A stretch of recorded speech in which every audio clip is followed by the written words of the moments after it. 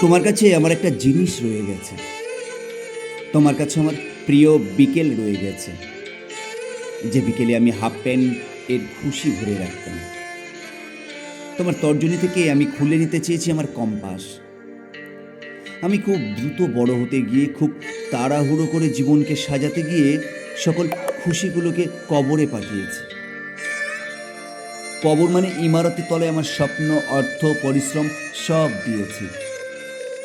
আজ খুশিগুলোকে পাইনি কংক্রিটের দেওয়ালে। কোথাও নিজেকে খুঁজে পাচ্ছি না, আজ কোথাও না।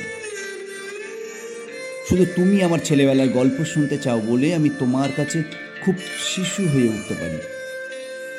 আমি আমার নির্জন দুপুর তোমাকে দেখাতে পারি। আমার গোল্লা ছুটের মাঠে তোমাকে নিয়ে যেতে পারি।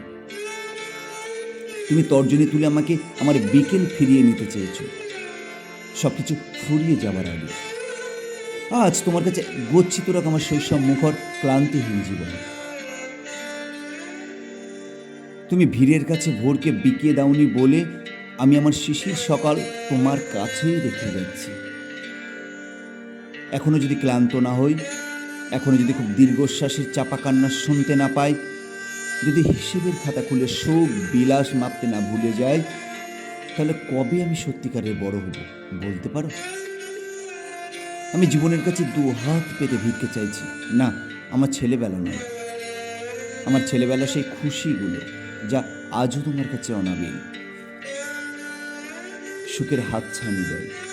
তুমি সেই আমিটাকে গ্রহণ করো, ফিরিয়ে দাও, যা খুশি করো। শুধু আমার গল্পগুলো রেখে দিয়ে যাও আমার বিছানার পাশে।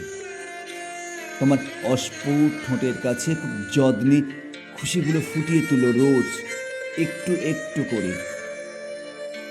যেমন করে নীরব রাত এসে তারাদের গুছিয়ে দিতে থাকে সারা রাত ধরে। তোমার গল্প শুনতে শুনতে আমি ঘুমিয়ে পড়তে চাই এবার।